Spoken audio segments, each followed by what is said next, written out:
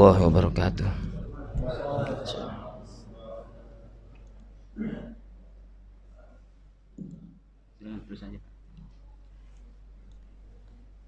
Ini kayaknya masih pada ngantuk apa kenyangan sahur ini. Bapak Ibu hadirin sekalian dirahmati Allah Subhanahu wa taala. Kita awali kajian kita pada pagi hari ini dengan membaca sholawat. Insyaallah dengan sholawat yang kita bacakan, insyaallah Allah cahayakan hati kita. Ya. Sebab kata Imam Syafi'i, al-ilmu nurun. Ilmu itu cahaya. Jadi cahaya itu hanya bisa ditangkap sama cahaya. Maka biar hati kita ini nerima ilmu yang disampaikan pada pagi hari ini, kita buat hati kita bercahaya. Ya. Oleh karena itu kita sama-sama sholawat, insyaallah Allah cahayakan hati-hati kita semua yang hadir pada pagi hari ini. Salatullah salamullah ala Taha Rasulillah. Salatullah salamullah ala Yasin Habibillah. Ayo sama-sama. Salatullah salamullah ala Taha Rasulillah. Salatullah salamullah ala Yasin Habibillah.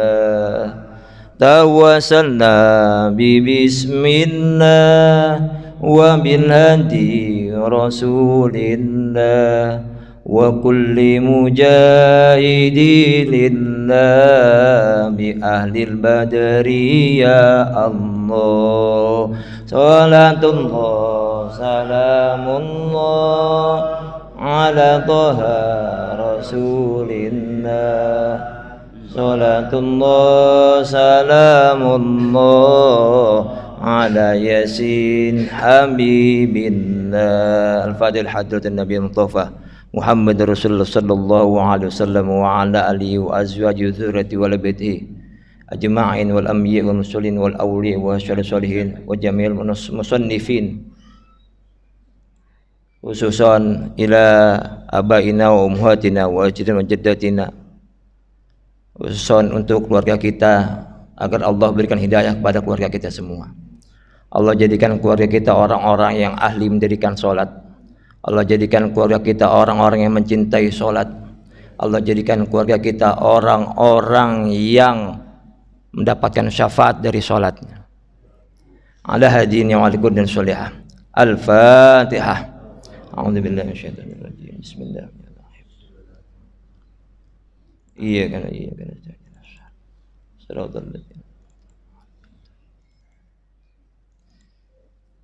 Al-Fatihah juga buat semua orang-orang yang telah berjasa buat masjid kita ini, buat orang-orang tua kita, khususnya para jariyah, orang-orang yang sudah bersedekah untuk kepentingan umat, untuk kepentingan masjid, sehingga masjid kita ini bisa kita jadikan sebagai wahana wadah kita menuntut ilmu Allah Subhanahu wa taala. Al-Fatihah Nabi Muhammad Rasulullah sallallahu alaihi wasallam. Al-Fatihah.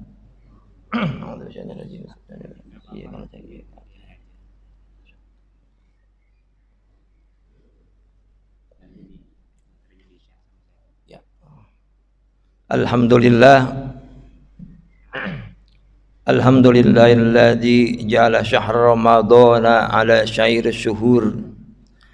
Asyhadu an la ilaha illallah wahdahu la syarika lahu wa asyhadu anna sayyidana wa maulana Muhammadan abduhu wa rasuluh. Allahumma salli wa sallim wa karrim wa azim ala sayyidina wa syafi'ina wa maulana Muhammadin wa ala alihi wa sahbihi wa man tabi'ahum bi ihsanin ila yaumiddin. Wallahu ta'ala fil Qur'anil azim. A'udzu billahi minasyaitonir rajim. Bismillahirrahmanirrahim. Subhanaka la ilma lana illa ma 'allamtana innaka antal alimul hakim. Rabbi shrah li sadri wa yassir li amri. Rabbi shrah li sadri wa yassir li amri. Rabbi shrah li sadri wa yassir li amri wahlul 'uqdatam min lisani yafqahu qawli. Amma ba'd. Bapak-bapak, ibu-ibu hadirin sekalian dirahmati Allah Subhanahu wa taala, para guru, para masyayikh, para ustadz, para ustadzat yang dirahmati Allah dan dicintai Allah Subhanahu wa taala. Para pengurus DKM yang senantiasa meluangkan waktunya untuk kepentingan masjid dan jemaahnya. Alhamdulillah pada pagi hari ini kita sama-sama dapat berkumpul di masjid yang mulia ini dalam rangka mengkaji ilmu-ilmu Allah Subhanahu wa taala. Dan alhamdulillah sampai hari ini, pagi hari ini, kita masih Allah berikan nikmat untuk bisa berpuasa di bulan Ramadan. Mudah-mudahan puasa kita yang udah berapa hari nih? Sekarang hari ke 23. Berarti kita puasa udah 22 hari ya Bu ya. Ya, mudah-mudahan puasa kita yang 22 hari ini Allah terima semua pahala kita semua. Ya, Allah berikan kita rahmat. Allah berikan maghfirah. Sebab Ramadan itu awaluhu rahmah wa awsadul maghfirah. Awalnya itu rahmat. Apa pentingnya kita dapat rahmat dari Allah Subhanahu wa taala? Kata baginda Nabi, enggak sekali-kali kita ini bisa masuk ke surganya Allah Subhanahu wa taala itu hanya mengandalkan amal-amal ibadah kita. Kecuali kita dapat rahmat dan kasih sayang Allah Subhanahu wa taala. Artinya kita nggak cuma cukup ngandelin amal, tapi kita perlu mendapatkan rahmat dari Allah Subhanahu wa taala agar kita bisa masuk ke dalam surganya Allah. Yang kedua, awsatuhu maghfirah, kita masuk ke dalam pertengahan itu kita sudah masuk bulan yang penuh dengan ampunan. Ya. Nabi mengatakan syahr Ramadan kataballahu alaikum syiyama wa sanata lakum qiyamah man shoma iqam imanin wa ihtisaban kharaja min dzambi kayauma waladatu ummu. Bulan Ramadan itu bulan yang penuh, bulan yang siangnya diwajibkan buat kita berpuasa. Malamnya kita disunahkan untuk mendirikan sholat di malam-malam bulan Ramadan. Siang kita sudah puasa, malam kita laksanakan tarawih. Maka kata Nabi, man shoma wa iqama imanan wa ihtisaban kharaja min dzambihi ka yauma waladathu ummuh. Kalau kita siangnya sudah puasa, malamnya kita laksanakan tarawih, sholat tahajud, dan mendirikan sholat-sholat yang lain, maka kata Nabi, kharaja min dhammika yauma waladatuhu ummuh. Keluar dari diri kita ini dosa-dosa kita semua seperti keluarnya kita dari kandungan ibu kita. Amin ya rabbal alamin. Bapak Ibu hadirin sekalian dirahmati Allah Subhanahu wa taala, pagi hari ini sebenarnya kajian saya ini tentang ini mic-nya emang begini ya, mesti dideketin ke mulut apa gitu ya, saya kayak diaduin sama mic.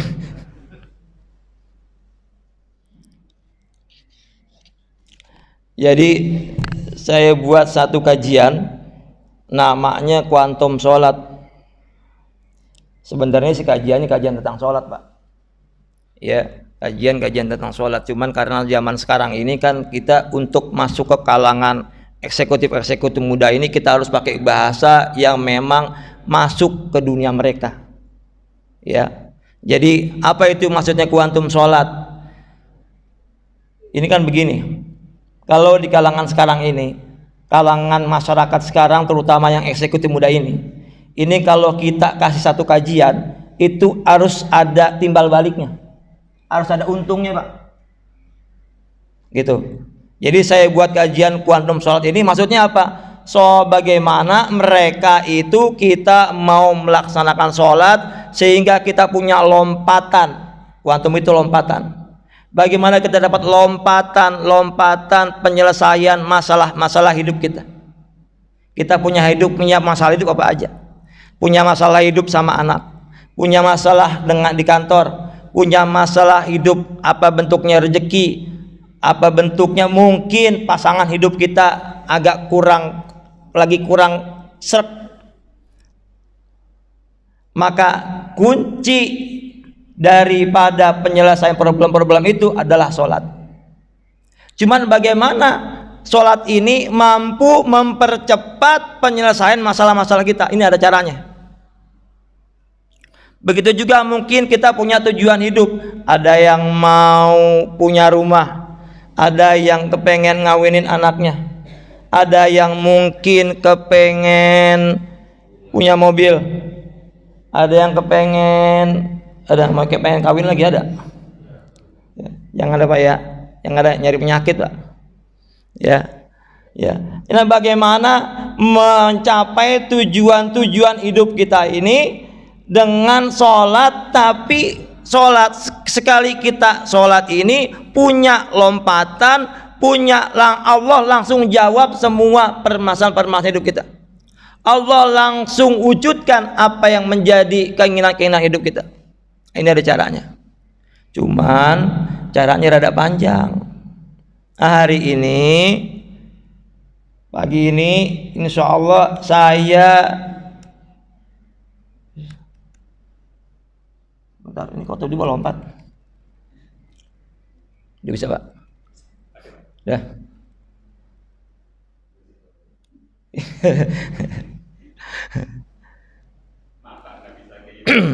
Iya nanti di transfer, di share sama Pak Endang Haji Endang. Ya. Jadi sesungguhnya gini Bu, salat yang Allah berikan kepada kita melalui baginda Nabi Muhammad sallallahu alaihi wasallam ini bukan cuma ibadah, bukan cuma sekedar kewajiban yang Allah kasih sama kita, tapi sesungguhnya salat ini kalau kita perhatikan, kalau kita amati, ini hadiah buat kita. Salat ini fasilitas hidup yang Allah kasih buat kita. Ya, sehingga kenapa Allah memberikan salat buat Nabi dan buat umat-umatnya, supaya nanti ketika menjalani hidup punya problem, punya hal-hal yang perlu direalisasikan, ini bisa diselesaikan melalui salat. Ini salat. Ya. Oleh karena itu, ayo pagi hari ini kita kenali salat kita ini sebagai sebuah ibadah yang sesungguhnya ibadah paripurna. Paripurna itu apa Bu?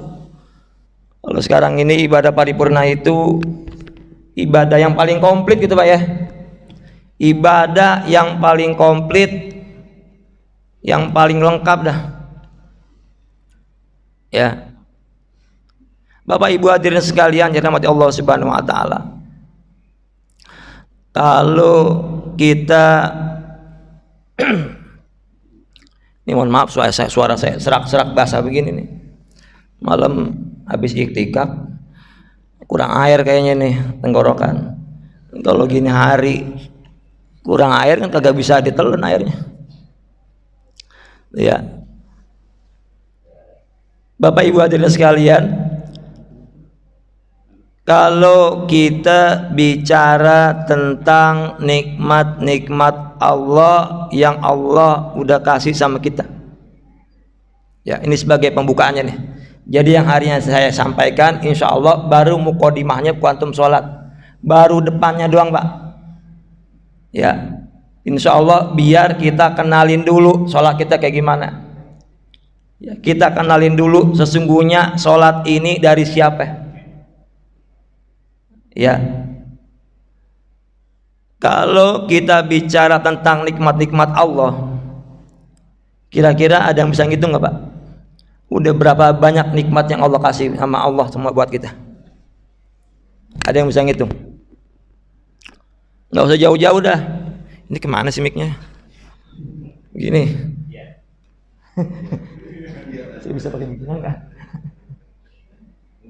Aji. Perasaan suara saya tak hilang, tak ada, terhilang, tak ada. Gitu. Kedengeran gak nih? Kedengeran gak? Kayak gini. Kedengeran ya? Saya ngerasa gak kedengeran aja, Pak. Begitu. Perasaan saya kedengeran suara saya doang. Suara speakernya gak kedengeran. Masih kedengeran? Kalau saya nyender kedengeran gak? Kedengeran ya? Itu dah. Kita nggak usah jauh-jauh dah, kita ngitung nikmat-nikmat yang Allah kasih sama kita. Dari mulai tadi kita bangun tidur sampai kita ada di masjid yang mulia ini. Kira-kira udah berapa banyak nikmat yang dikasih sama Allah, Pak Haji? Itu nggak? Nggak ternilai ya. Gitu. Coba dah. Kita urutin dari tadi pagi bangun tidur. Kita bangun tidur bisa duduk di pinggir tempat tidur. Nikmat gak tuh, Bu?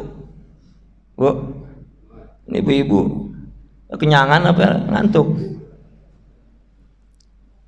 Ya, nikmat yang Allah berikan sama kita sejak tadi kita bangun tidur sampai saat ini kita ada di masjid. Bangun tidur kita bisa duduk di pinggir tempat tidur. Ngelihat istri kita lagi masih tidur, kita bangunin. Ya. Coba kalau kita banding-bandingin, berapa banyak orang yang bangun tidur kagak bisa bangun? Coba. Berapa banyak orang yang bangun tidur badannya pada sakit? Ada lagi orang tidurnya di rumah, bangun-bangun di rumah sakit.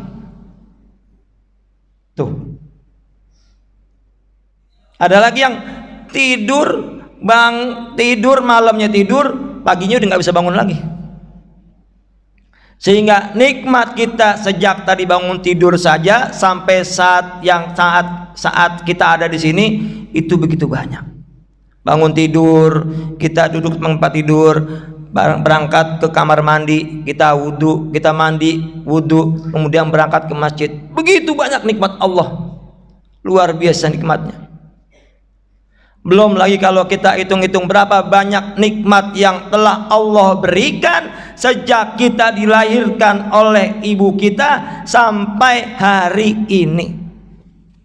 Kira-kira berapa banyak? Nggak hitung deh ya. Ada nggak 1 triliun? Miliaran, mereka miliaran. Apa lebih? Ya. Apa aja nikmat yang Allah kasih? Pertama, nikmat iman itu yang paling penting. Ya. Nikmat iman. Kalau bukan karena nikmat iman yang Allah kasih buat kita, kita nggak mungkin berangkat ke masjid ini. Ya enggak? Kalau bukan karena iman yang Allah tanamkan dalam diri kita, Allah kuatkan iman dalam diri kita, kita nggak akan berangkat ke masjid pagi ini untuk sholat subuh berjemaah, kemudian dilanjutkan dengan kajian taklim subuh.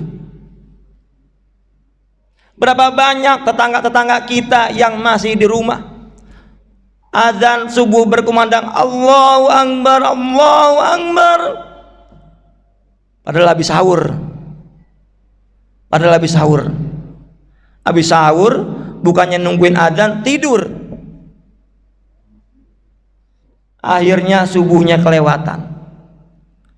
Berapa banyak tetangga kita yang ketika azan berkumandang santai di rumah, nggak bergegas berangkat ke masjid. Padahal masjid adalah tempat mulia, tempat di mana kita ketemu dengan Allah. Pak, kalau Bapak sakit, Bapak pergi kemana? Dokter ya? Dokter adanya di mana? Di rumah sakit. Kenapa Bapak nyamperin? Karena kita butuh sama dokter, kita samperin dokter. Jadi kalau kita butuh sama Allah, adzan berkumandang, Allah panggil kita, datang dong ke masjid. Bisa? Alhamdulillah.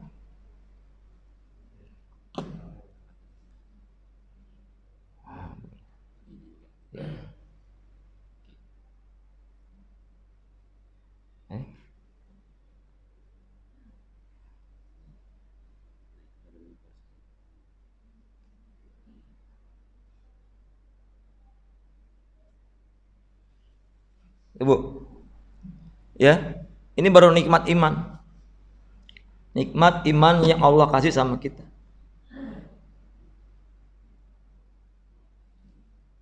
Kalau kita nggak punya iman, kita nggak bisa, Pak.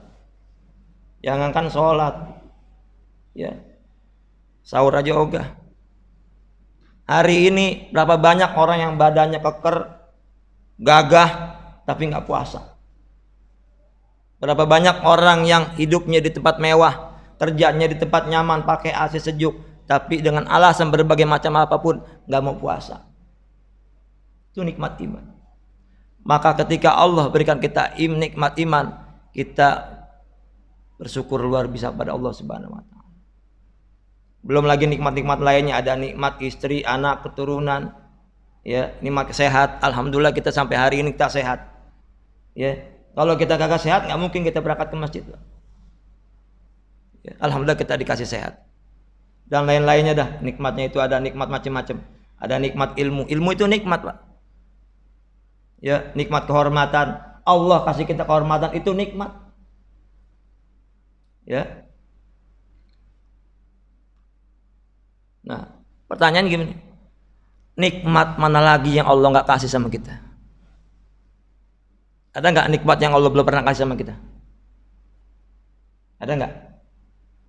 Maka pantas kalau Allah bilang fabi ayyi ala'i rabbikuma tukadziban.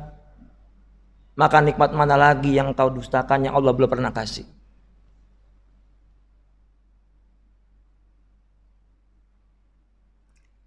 Ya. Nih, nikmat mata, Pak. Ya, kalau kita mau lihat nikmat Allah yang Allah kasih kita, maka kita nggak jauh-jauh deh. Coba kita nikmat mata. Ibu bisa lihat gak nih gambar apaan, Bu? Bu. Bisa bedain nggak sama ini? Kalau sama ini gimana, Bu? Enakan lihat yang mana? Yang merah. Tuh. Ini gara-gara kita dikasih nikmat mata sama Allah, kita bisa tahu enakan lihat yang merah daripada yang buluk. Ini nggak tahu warnanya apa nih, buluak namanya ya. Tuh. Dengan nikmat mata Allah kasih kita bisa lihat, ibu bisa belanja di pasar lihat sayuran. Tuh. Dengan nikmat mata juga Allah bisa kita lihat keindahan. Enak nggak Pak lihat kayak gitu, Pak? Lihat ada kembang, lihat gunung. Ya, seger kan? Ya. Dengan nikmat mata ini Allah berikan, Allah tahu bagaimana kita bisa tahu anak-anak kita. Kita bisa kenal dengan suami kita, kita bisa kenal dengan saudara-saudara kita, kita bisa kenal semua orang-orang kita sayangi dengan nikmat mata yang Allah kasih kepada kita semua. Nah, ini salah satunya. Nikmat kita jalan menuju masjid, nikmat. Belum lagi kalau kita bicara sama oksigen.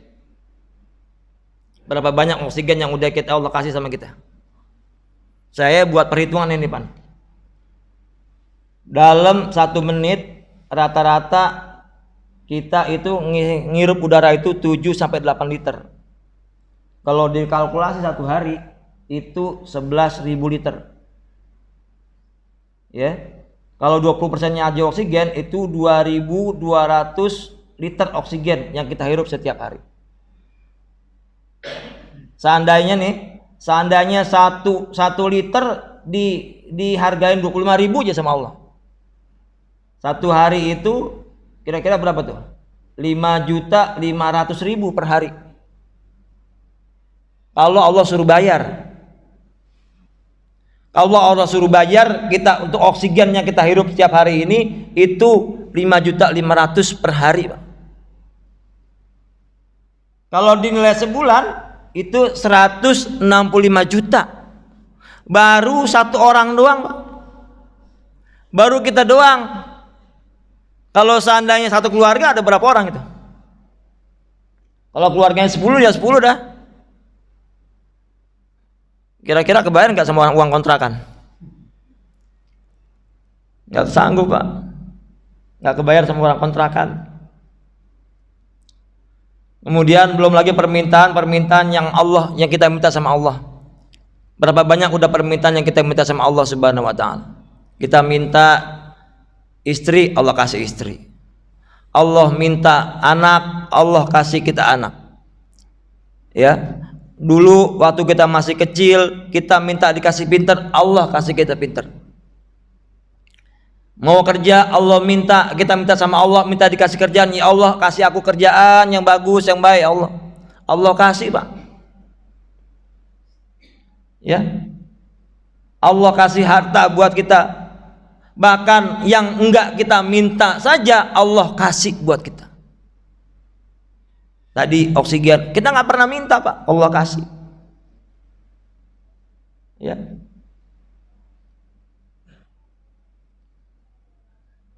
Maka kata Allah, Allah berfirman dalam surat Al-Imran, Allah mengatakan wa in ta'uddu ni'matallahi la tuhsuha.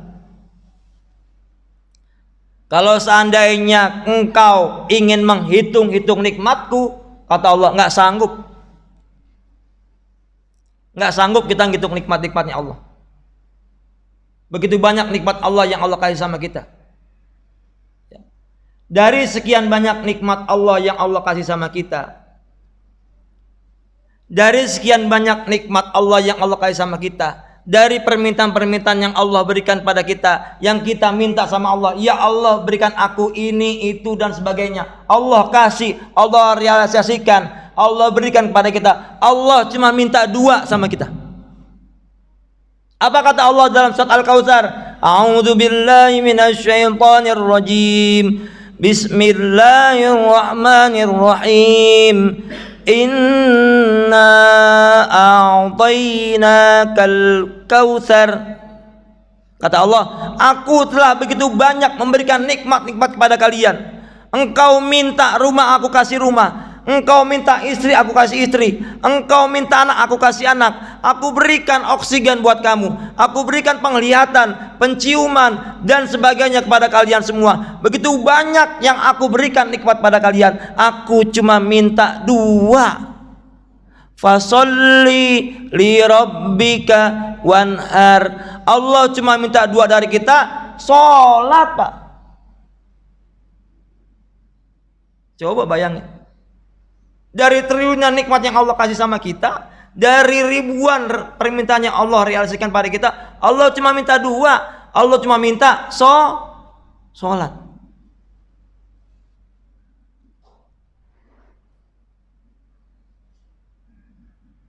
Lalu apa permasalahannya kalau kita sampai nggak mau sholat?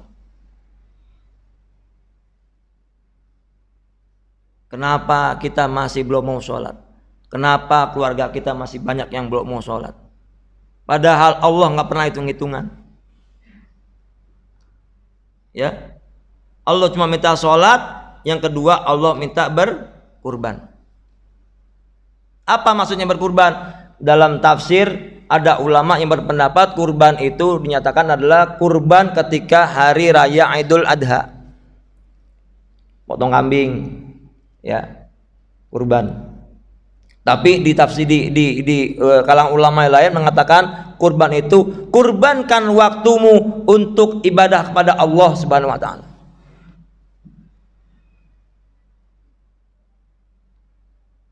Ya. Maka ketika Adam berkumandang, kurbankan waktumu, kurbankan kesibukanmu, kurbankan meetingmu. Yang lagi ada di ladang, berhenti di ladang. Yang lagi masak, berhenti masak, Bu. Yang lagi di kantor, lagi meeting, berhenti meeting. Untuk apa? Untuk menghampiri panggilan Allah Subhanahu wa taala.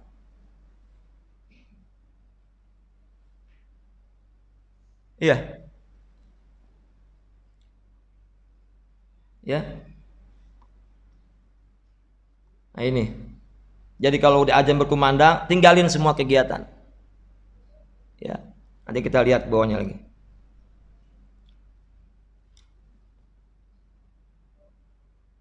Hadirin sekalian dirahmati Allah Subhanahu wa taala. Allah itu melayani kita 24 jam sehari atau terhitung 1440 menit. Ya, atau kalau dihitung detiknya 80.400 detik. Allah melayani kita 24 jam sehari, Pak. Ya. 1440 menit, 86.400 detik. Setiap detik Allah layani kita. Apa pernah Allah berhenti? Apa pernah Allah nunda melayani kita? Maka pantaskah ketika Allah memanggil kita, menyuruh kita untuk sholat, kemudian kita bilang sama Allah, ya Allah tanggung, bentar lagi meeting. Ya Allah tanggung, lagi ngungkep ayam ini, ayamnya belum matang. Ya Allah tanggung, lagi di sawah. Padahal Allah sekalipun sedetik pun nggak pernah nunda memberikan melayani kita. Coba kalau seandainya Allah nunda melayani kita, Pak. Nunda aja ngasih napas dah. Kata Allah, hari ini saya nggak bisa ngasih napas dulu. Ya libur dulu ngasih napas dah. Cari napas sendiri. Kira-kira gimana, Pak? Ngap kita nggak bisa napas. Ya. Tapi Allah nggak pernah nunda kita untuk memberikan oksigen. Allah nggak pernah nunda kita untuk memberikan napas sehingga kita masih bisa hidup sampai hari ini dengan napas yang Allah berikan kepada kita. Maka ketika Allah panggil kita, perintahkan kita untuk sholat, sewajarnya, selayaknya kita jangan nunda-nunda panggilan Allah. Padahal ketika Allah panggil kita, Allah datang sama kita. Allah menghampiri kita. Allah tungguin kita. Allah tungguin kita untuk menerima keluh kesah kita.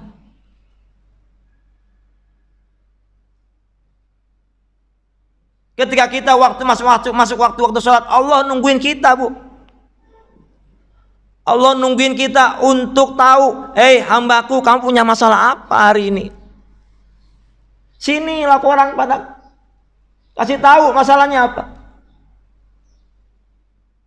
Kamu punya masalah apa?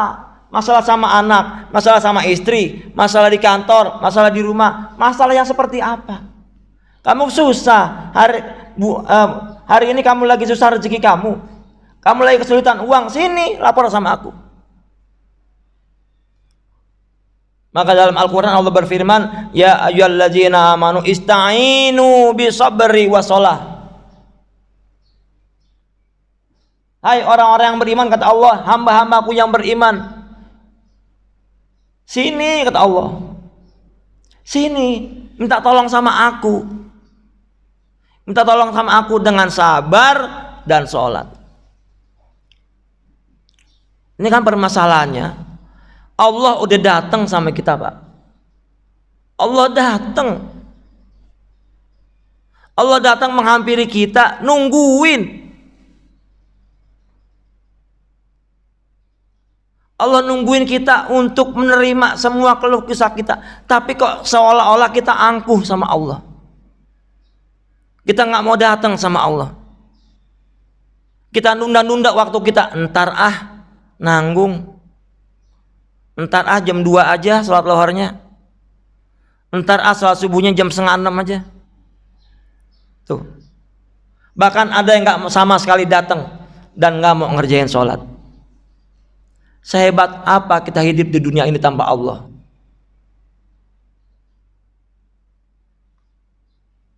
Ya, kita nggak bisa hidup, Pak, tanpa Allah. Makanya ada satu doa mengatakan, ya Hayyu ya Qayyum birahmatika astaghits. Ya Allah yang maha hidup, yang maha berdiri, tolong aku.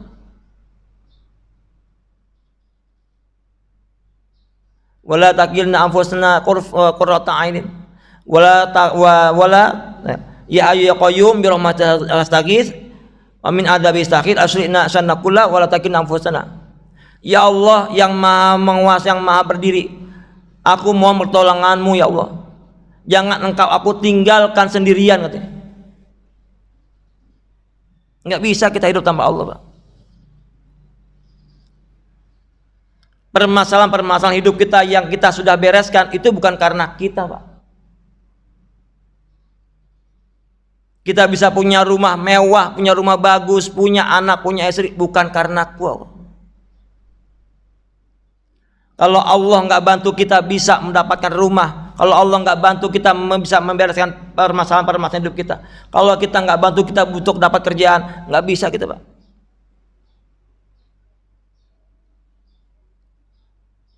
Ya, maka hakikatnya Allah itu hadir di kita setiap sholat, gitu kan?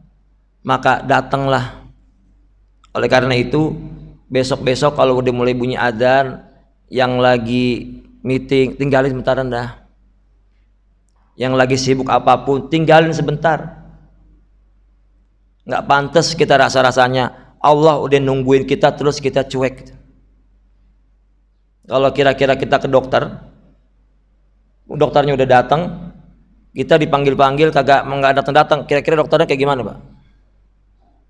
Lah pulang dokter, ngambek. Ya, ini pasien bagaimana sih? Mau berobat, katanya mau curhat, mau ngasih tahu mau laporan sakit apaan. Tapi gua udah datang di sini, dipanggil-panggil nggak mau datang-datang juga. Tuh. Kalau dokter yang kayak gitu udah ngambek, Pak. Ya. Apalagi Pak Lurah dah. Pak Lurah banyak urusannya. Ini orang katanya mau bikin KTP, mau dibantuin, datang ke kelurahan, laporan sini kagak datang-datang juga. Ini udah jam segini masih belum datang juga. Emang dia doang yang punya kerjaan? Tuh, emang dia doang yang punya urusan kan gitu? Kita dah. Ya, kita dah. Janji sama orang janji sama kita. Kita tungguin orangnya, nggak datang-datang juga. Ya. Kira-kira mangkal nggak kita sama orang, Pak? Ini orang gimana sih? Mau datang jam 12 belum datang-datang juga? Emang dia doang yang punya kerjaan, yang punya urusan? Kita juga punya urusan yang lain kan gitu. Tuh. Nah ini berapa banyak waktu yang Allah minta sebenarnya dari kita, Pak. Nah, kalau kita lihat sholat kita itu 5 waktu sehari semalam itu waktu yang Allah kasih sama kita 1 hari 1 malam 24 jam. Kalau rata-rata waktu sholat 10 menit ya setiap waktu, maka 1 hari 1 malam cuma 50 menit. 1 hari 1 malam kita cuma 50 menit. Allah kasih kita 24 jam untuk menikmati hidup, untuk menikmati waktu-waktu yang Allah kasih, dipakai sama kita buat kerja, dipakai buat kita untuk memberikan kasih sayang kepada keluarga, dipakai sama kita buat jalan-jalan, buat piknik, buat segala macam dah. 24 jam. Tapi berapa menit yang Allah minta? Cuman 1 jam lebih 24 jam lebih 1 jam, 25 jam dah. 1 hari ya, 1 hari 24 jam 1 hari 24 jam itu Allah cuma minta 1 menit kurang. 1 menit kan 60 1 jam kan 60 menit. Ya. 24 jam yang Allah kasih sama kita ini, Allah cuma minta kita 1 menit kurang. Tuh. Sehari semalam. Kalau di total sebulan itu Allah cuma minta 25 jam. 30 hari yang Allah kasih sama kita buat nikmatin hidup, Allah cuma minta 1 hari lebih 1 jam. Apa kita masih berat melaksanakan sholat? Apa kita masih berat sholat di awal waktu? Apa kita masih berat untuk sholat tepat waktu saat Allah panggil kita? Tuh.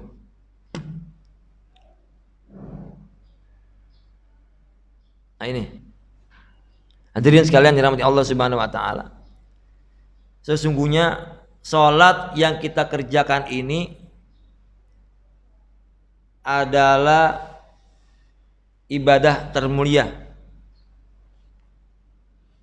Ya. Kata Allah, wa aqimis shalah inna sholata tanha 'anil fahsyi wal munkar wal baghi wa la dzikrullahi akbar.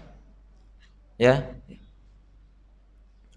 Salat ini yang kasih siapa, Pak? Salat yang kasih Allah. Rob yang maha mulia. Tuhan yang maha mulia. Ya. Dikasih sama siapa? Ini ngomong sampai jam berapa saya? 6.15. Suruk ya. Ya. Ya. Salat ini adalah ibadah yang termulia yang berikan Allah Rabb yang maha mulia. Diberikan pada siapa? Kepada baginda Nabi Muhammad sallallahu alaihi wasallam, nabi termulia daripada nabi-nabi yang lain. Tuh. Rasul termulia daripada rasul-rasul yang lain. Di mana ngasihnya Allah kasih untuk salat? Di mana Allah kasih perintah salat? Di Sidratul Muntaha, tempat yang termulia daripada tempat-tempat yang lain. Maka dikerjakannya pun di tempat termulia di bumi, masjid. Ya, maka kita yang kepengen mulia, kita yang hidupnya pengen mulia, pengen dimuliakan oleh manusia, maka kerjain sholat di tempat yang mulia. Kalau kita memang ingin mulia, sholat. Maka sholat kunci hidup kita untuk bisa mulia hidup di dunia.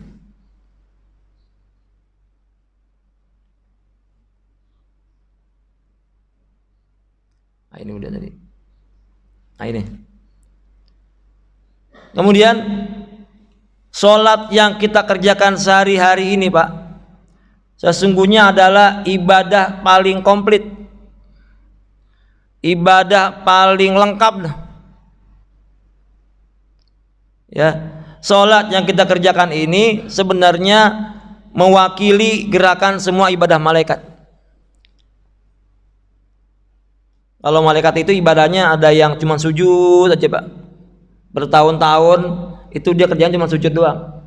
Dari semenjak dia diciptakan sampai sekarang ini, ketika Allah menciptakan malaikat untuk sujud, kemudian disuruh ibadah sujud aja udah, Pak. Nggak pakai bangun-bangun lagi. Sujud ya itu malaikat. Ya. Begitu juga yang disuruh berdiri aja sampai sekarang. Maka sholat yang Allah berikan kepada umatnya Nabi Muhammad, kepada manusia, itu adalah ibadah yang terbaik daripada ibadah-ibadah yang Allah kasih kepada makhluk-makhluk yang lain. Ini ibadah yang benar-benar paling bagus, paling baik yang Allah kasih ketimbang Allah kasih kepada makhluk-makhluknya yang lain. Allah kasih buat kita ini nggak sembarangan, Pak. Allah kasih sholat sesuatu yang paling bagus. Jadi sholat ini bukan ibadah kayak kacang-kacang ya. Kalau sekarang bilang ibadah kaleng-kaleng gitu. Tapi ibadah yang memang Allah pilihkan buat umatnya Nabi Muhammad, karena Muhammad sallallahu alaihi wasallam adalah kekasih Allah. Kemudian sholat yang kita kerjain ini sholat yang melingkup seluruh ibadah-ibadah yang ada dalam rukun Islam. Coba kita lihat, Pak. Syahadat, rukun Islam itu ada 5. Apa pertama, Pak? Syahadat. Di dalam sholat ada syahadat nggak? Dalam sholat kita baca syahadat, asyhadu an la ilaha illallah. Lagi waktu kapan tuh? Lagi tahiyat. Ya, lagi tahiyat. Kemudian dalam sholat itu yang kedua rukun Islam adalah sholat. Ya, sholat sendiri ini udah. Yang ketiga rukun Islam itu kita apa, Pak? Rukun Islam yang ketiga apaan? Puasa. Dalam sholat kita puasa nggak, Pak? Dalam sholat kita puasa, Pak. Dalam sholat kita dilarang untuk makan dan minum. Maka kalau kita makan dan minum waktu sholat, itu batal puasa sholat kita. Dalam sholat kita ada zakat. Kita zakat waktu kita zakat diri kita, persembahkan diri kita buat Allah Subhanahu wa taala. Kita sedekah untuk semua sendi-sendi kita. Kemudian dalam sholat juga ada ibadah haji, Pak. Apa ibadah hajinya? Kita sama-sama menghadap ke kiblat, melakukan gerakan yang berulang-ulang. Kalau kita tahu tawaf itu gerakannya berulang-ulang, terus muter sampai 7 kali. Begitu juga dengan sa'i, begitu juga dengan jumroh, kegiatannya berulang-ulang. Maka dalam sholat ada ibadah haji, ibadah yang terus menerus berulang-ulang kita lakukan. Baca Fatihah setiap rakaat kita baca Fatihah, ruku setiap rakaat kita ruku. Kemudian sholat juga komplit. Sholat ini melingkupi seluruh unsur kehidupan sosial, psikologi, kesehatan. Secara sosial, sholat ini kita ketika kita salam ke kiri, nengok ke kanan, nengok ke kiri, kita Assalamualaikum warahmatullahi wabarakatuh. Ini kita mendoakan orang muslim, Pak. Maka ada kegiatan sosial. Apalagi kalau kita kerjakan secara berjamaah kayak gini, maka muncul kegiatan sosial. Orang yang biasa melakukan sholat berjamaah di masjid pasti pergaulannya luas. Orang yang pergaulannya luas dan biasa berkomunikasi dengan masyarakat, maka hidupnya nggak akan sendiri. Orang yang hidupnya nggak sendiri jauh dari stres. Tuh. Maka sholat adalah ibadah sosial. Yang efeknya kepada apa? Secara psikologis kita punya efek. Bahkan Allah berfirman, ala aqimis sholat li dzikri, kata Allah. Hai hamba-hambaku, sholatlah untuk mengingatku. Maka apa efeknya ketika kita mengingat Allah? Allah berfirman di ayat yang lain, ala bi dzikrillahi tatmainnul qulub. Bahwa dengan engkau mengingatku hati jadi tenang. Psikologis, Pak. Kalau psikologis bagus, badan tentunya jadi sehat. Belum lagi gerakan-gerakannya. Takbiratul ihram, gerakan takbiratul ihram ini bisa mengandung kesehatan. Rukunya orang sholat itu bisa bantu orang-orang yang punya masalah dengan tulang. Ya. Saya pernah dulu itu saking sakitnya kaki saya ini, saya nggak bisa jalan, Pak. Saya pernah ngerasain bulan Ramadan 2 tahun yang lalu kalau nggak salah. Itu saya nggak bisa jalan, Pak. Duduk di atas kursi roda sebulan penuh, hampir sebulan dah. Terus satu ketika saya paksain kaki saya ini, saya sempurnain ruku saya, dan ternyata obatnya itu, Pak. Saya sempurnain ruku saya itu, ruku saya sakit, memang sakit, tapi saya sempurnakan terus ruku saya itu, dan alhamdulillah Allah kasih sembuh. Jadi sholat ini punya efek luar biasa buat kesehatan kita. Orang yang malas gerak, yang mager gitu kan, yang jarang olahraga, sering sholat dah. Duhanya 12 rakaat, tahajud 8 rakaat plus witir jadi 11. Rawatibnya kerjain. Ya, lohor 4 rakaat, qobliyah 2 rakaat, ba'diyah. Nah, ini kita kerjain. Kalau kita rutin ngerjakan ini, insya Allah. Ya. Kemudian sholat juga, saking paripurna sholat ini, dalam sholat itu kita ada penyerahan diri, Pak.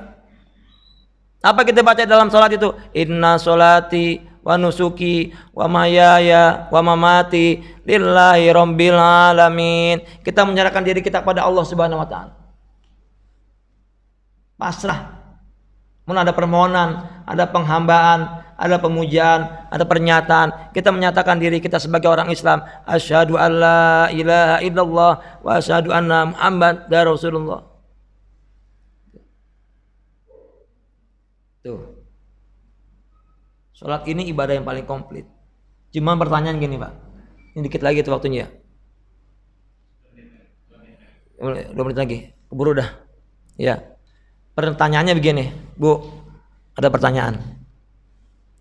Sholat yang selama ini Bapak kerjakan, tadi kan udah nih, Allah udah begitu banyak ngasih kita nikmat, ya enggak? Allah kasih semuanya sesuai dengan kehendak kita, betul enggak, Pak? Betul ya? Allah kasih keinginan Bapak itu sesuai dengan kehendak Bapak, betul ya? Bapak mau minta istri, Allah kasih istri, betul? Allah kita minta anak, Allah kasih anak, sesuai enggak dengan kehendak kita? Pertanyaannya, Ketika Allah perintahkan kita sholat, sudahkah kita sholat sesuai dengan kehendak Allah? Jangan-jangan kita sholat selama ini cuma sesuai dengan kemauan kita doang. Bahasa Indonesianya, sebisa-bisanya kita doang dah.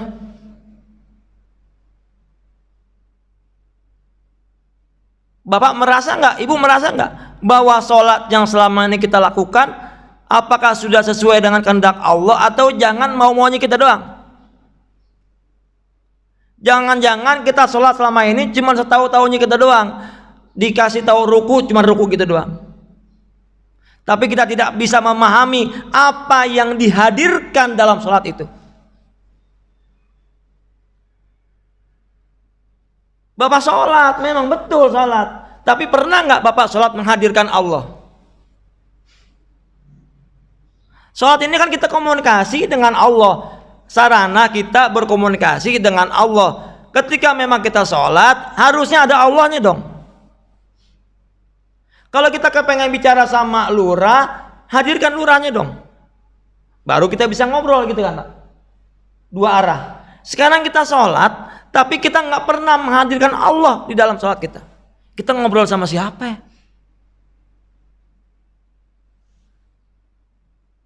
Nah, saya tanya dah, kapan Bapak terakhir belajar sholat? Terakhir belajar sholat kapan Bu? SD tuh. Ada yang bilang SMP. Kalau Bapak belajar sholat waktu SD, apa yang Bapak pelajarin? Paling waktu SD, waktu belajar sholat di SD, paling dipelajarin ini caranya ruku tuh begini, bacaannya ini, iktidal begini, caranya begini. Tapi gerakannya tepat apa enggak, betul apa enggak, salah apa enggak, pernah belajar enggak? Berarti kalau kita nggak pernah belajar itu, kita tidak memahami bahwa sholat ini seperti yang Rasulullah pernah sabdakan, "Shollu kama ra'aitumuni usolli." Sholatlah kalian sebagaimana melihat aku sholat. Berarti kita sholat seenak-enak kitanya sendiri.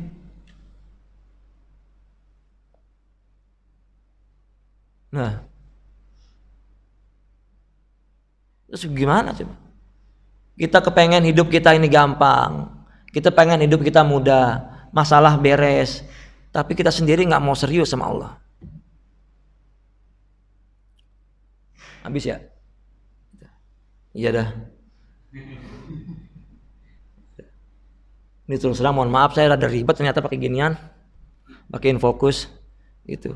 Biasanya cuma ngobrol ngomong begitu aja, saya pakai fokus jadi ngomong harus sesuai nama gambar ini. Saya ngomong beda nama gambar takut Bapak bingung. Jadi ribet. Ya, ini kuantum sholat yang saya kasih ini gambaran cuma pembukanya aja, mukadimah. Sebenarnya kalau bicara kuantum sholat itu